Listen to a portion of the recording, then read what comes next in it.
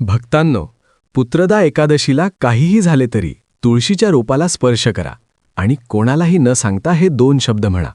तुम्हाला इतके आनंद आणि समृद्धी मिळेल की तुम्ही ते सहन करू शकणार नाही. देवी लक्ष्मी प्रत्यक्ष प्रकट होतील. तुमचे घर आणि तुमचे भाग्य बदलण्यापासून तिला कोणीही रोखू शकणार नाही. आज मी तुमच्यासाठी असे काहीतरी घेऊन आलो आहे जे तुमचे जीवन पूर्णपणे बदलू शकते.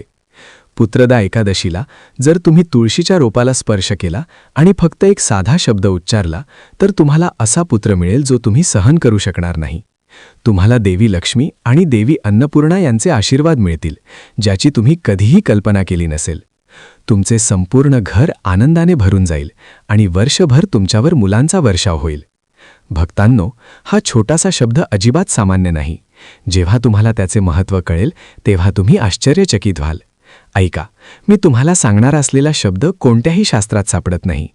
प्राचीन काळी हा शब्द फक्त ऋषी, संत आणि प्रतिष्ठित ऋषींनाच माहीत होता, पण त्या ऋषींनी तो फक्त त्यांच्या शिष्यांना दिला. तर जर तुम्ही आज हे शब्द ऐकत असाल तर समजून घ्या की देवी लक्ष्मीने स्वतः तुम्हाला ते ऐकण्यासाठी निवडले आहे. भक्तांनो, पुत्रदा एकादशी ही एक अत्यंत पवित्र मानली जाणारी एकादशी आहे आणि तिला वर्षातील सर्वात मोठी एकादशी म्हटले जाते. हा दिवस इतका पवित्र आहे की जर आपण या दिवशी तुळशी मातेकडे काही मागितले तर तुळशी माता आणि लक्ष्मी दोघांनाही ते देण्यास भाग पाडले जाते. हो, आपले शास्त्र असेही म्हणतात की पुत्रदा एकादशीला तुळशी मातेचा विवाह झाला होता. आता विचार करा की वर्षात 365 दिवस असतात, पण असे काही दिवस आहेत जे संपूर्ण वर्षाचे भाग्य बदलतात, संपूर्ण घराचे रूपांतर करतात, आणि त्यापैकी एक म्हणजे पुत्रदा एकादशी. नावावरूनच पुत्रदा सूचित होते. या दिवशी भगवान विष्णू झोपेतून जागे होतात आणि म्हणूनच त्याला पुत्रदा एकादशी म्हणतात.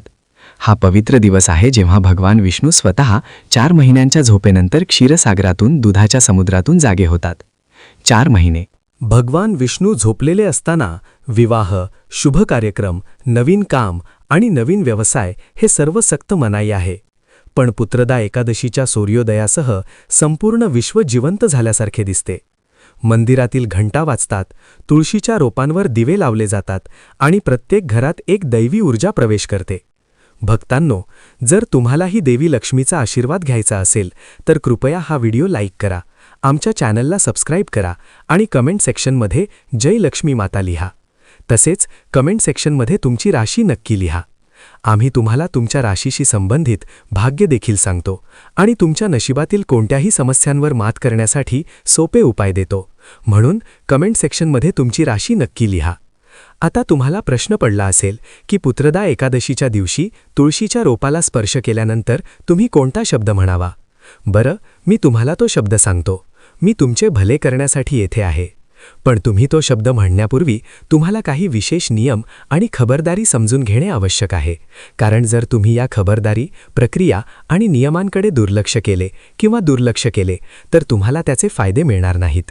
उलट तुम्ही तुमच्याकडे आधीच असलेले काही गमावू शकता. म्हणून मित्रांनो, मी सर्व काही सविस्तरपणे समजावून सांगेन. तर भक्तांनो, असे मानले जाते की ज्या घरात तुळशी असते त्या घरात देवी लक्ष्मीचा आशीर्वाद असतो, कारण तुळशीला देवी लक्ष्मीचे दुसरे रूप मानले जाते. असे मानले जाते की ज्या घरात तुळशी असते त्या घरात हिरवीगार आणि बहरलेली असते. म्हटले जाते की जर घरातील तुळशीचे रोप वारंवार सुकत असेल किंवा फळ देत नसेल तर याचा अर्थ असा की देवी लक्ष्मी तुमच्यावर नाराज आहे आणि तुमच्या घरात नकारात्मक शक्ती आहेत ज्या तिला प्रवेश करण्यापासून रोखत आहेत. आता भक्तांनो, पुत्रदा एकादशी ही अशी वेळ आहे जेव्हा भाग्य वळू शकते आणि भाग्याची दिशा बदलू शकते. शिवाय जर तुमच्या आयुष्यात प्रचंड दुःख, वेदना आणि दुःख असेल आणि तुम्ही सतत मुलाच्या अभावामुळे दबलेले असाल तर तुम्हाला मुलगा जन्माला येतो परंतु तो राहत नाही. तुम्ही कितीही कष्ट केले तरी तुम्हाला अपेक्षित फळ मिळत नाही. तर भक्तांनो, हा तो व्हिडिओ आहे ज्याची तुम्ही सर्वजण आतुरतेने वाट पाहत आहात. तुमची प्रतीक्षा आता संपली आहे. यावेळी पुत्रदा एकादशीला 72 वर्षांनंतर अशी शुभ संयोग तयार होत आहे. जर तुम्ही ते ओळखले तर तुळशीच्या रोपाला स्पर्श करा आणि हा मंत्र म्हणा. तुम्हाला आयुष्यात कधीही मागे वळून पाहावे लागणार नाही. हो भक्तांनो, मी तुम्हाला हे सर्व सांगतो की पुत्रदा एकादशीला लोक उपवास करतात, पूजा करतात, भगवान तुळशीचे नाव घेतात आणि दिवसभर तुळशी मातेची सेवा करतात. पण हे सर्व असूनही बऱ्याचदा लोकांना कोणतेही फळ दिसत नाही. का? कारण आपल्याला पद्धत माहीत नाही. खरं तर शास्त्रांमध्ये असे म्हटले आहे की जर तुळशी मातेची योग्य विधी आणि ज्ञानाने पूजा केली तरच आपण फळे मिळवू शकतो. आता भक्तांनो, तुळशी माता ही भगवान विष्णूच्या पत्नीचे रूप आहे आणि जेव्हा तुम्ही या दिवशी तिला स्पर्श करता तेव्हा तुम्ही तुमच्या हातात केवळ मातीच नाही तर देवत्वाची चैतन्यशील ऊर्जा धरता. असे म्हटले जाते की या दिवशी बोललेले शब्द अनेक वेळा विश्वात परत येतात. म्हणूनच आज मी एक शब्द सांगणार आहे जो तुळशीला स्पर्श केल्यानंतर बोलल्यास तुमच्या आयुष्यात केवळ मुलगाच नाही तर बाळंतपणाचा आनंद, आदर आणि स्थिरतेचा एक लाट येईल जो तुम्ही हाताळू शकणार नाही. पण त्या शब्दावर पोहोचण्यापूर्वी तुळशी इतकी चमत्कारी का आहे हे समजून घेणे महत्त्वाचे आहे. मित्रांनो, तुळशी ही फक्त एक वनस्पती नाही, ती एक जिवंत शक्ती आहे. तिचे प्रत्येक पान चैतन्याने भरलेले आहे, प्रत्येक फांदी जिवंत असते आणि जेव्हा सूर्याची पहिली किरणे सकाळी तुळशीच्या पानांवर पडतात तेव्हा बाहेर पडणारा ऑक्सिजन केवळ शरीरच नाही तर आत्म्यालाही शुद्ध करतो. आणि म्हणूनच तुळशीच्या झाडाजवळ बसल्याने मानसिक भीती, ताण आणि गरिबी दूर होते. पुत्रदा एकादशीच्या सकाळी तुळशीच्या झाडासमोर दिवा लावला तर ते केवळ एक प्रतीक नाही तर प्रकाश आणि सौभाग्याची सुरुवात आहे. या दिवशी जेव्हा तुम्ही तुळशी मातेला स्पर्श करता तेव्हा ती तुमच्यातील नकारात्मकता बाहेर काढते. तुम्हाला त्रास देणारी कोणतीही अज्ञात भीती, तुम्हाला सतत त्रास देणारी एखादी गोष्ट, तुमच्या आयुष्यात मुलांची कमतरता असो, गरिबी असो किंवा कर्ज असो, तीही ऊर्जा काढून घेते आणि त्या बदल्यात तुम्हाला प्रचंड सौभाग्य देते. पण हे एक लपलेले रहस्य आहे भक्तांनो, ते काळजीपूर्वक ऐका. पहा, तुळशी माता फक्त त्यांनाच आशीर्वाद देते जे तिच्याकडून काहीही मागत नाहीत तर तिचेशी आई म्हणून बोलतात. या दिवशी जो व्यक्ती तुळशीच्या झाडासमोर बसून खऱ्या मनाने म्हणतो, आई, मी आज रिकाम्या हाताने आलो आहे, पण जर तुम्ही माझे घर तुमच्या आशीर्वादाने भरले तर त्याचे घर केवळ पुत्रांनीच नव्हे तर शांती आणि समृद्धीनेही भरले जाते. भक्तांनो, पुराणात असे लिहिले आहे की पुत्रदा एकादशीच्या दिवशी जेव्हा भगवान विष्णू जागे होतात तेव्हा ते तुळशीसमोर दिवा जळत असलेल्या घरावर आपली नजर टाकतात आणि जिथे त्यांची नजर पडते तिथून सर्व दारिद्र्य दूर होते. म्हणून हा दिवस भाग्याचे कुलूप उघडणाऱ्या चावीसारखा आहे. पण हे कुलूप फक्त त्या शब्दाने उघडते ज्याबद्दल फार कमी लोकांना माहिती आहे. तुळशीला स्पर्श केल्यानंतर बोलल्या जाणाऱ्या शब्दांमध्ये एक शब्द असा आहे जो केवळ तुमच्या मुलाची स्थितीच बदलत नाही तर तुमचे कर्म देखील शुद्ध करतो. आणि पहा भक्तांनो, जर तुमचे कर्म शुद्ध असेल, तुमचे हृदय शुद्ध असेल, तुमचे बोलणे शुद्ध असेल तर देवी लक्ष्मी स्वतः तुमच्या घरी नक्कीच येईल. पहा, हा शब्द काही सामान्य मंत्र नाही, हा स्वतः देवी लक्ष्मीचा एक गुप्त आशीर्वाद आहे आणि तिने स्वतः तो तिच्या भक्तांना प्रकट केला आहे. आपले शास्त्र असेही म्हणतात की हा शब्द फक्त त्यांनाच प्राप्त होतो ज्यांचे भाग्य बदलण्यासाठी आहे.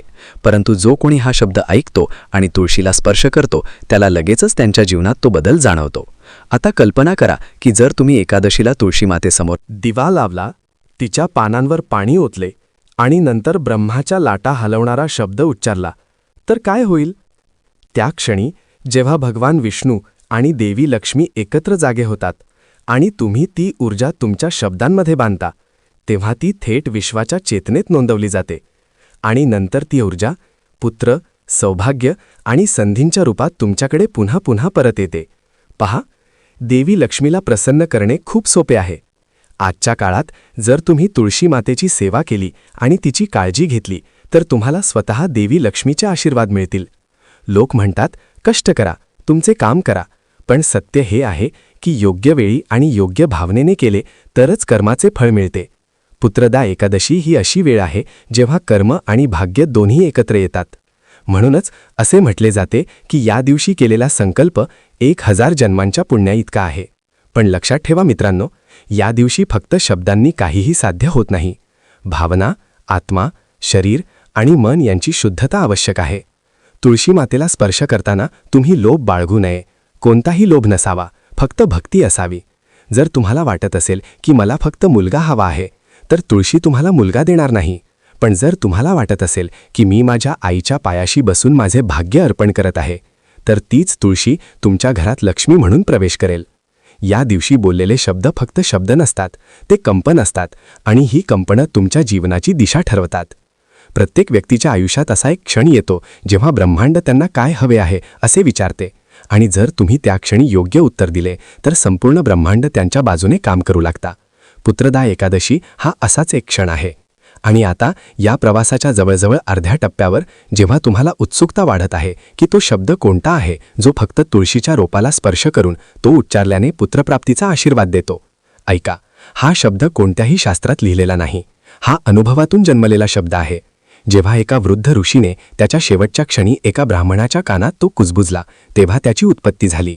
ज्याला तो समजला त्याचे घर कधीही मूल नसला. आणि मी आज तुम्हाला तेच शब्द सांगणार आहे. काळजीपूर्वक ऐका. हा तांत्रिक मंत्र नाही, हा तांत्रिक विधी नाही, हा ऊर्जेचा आवाहन आहे.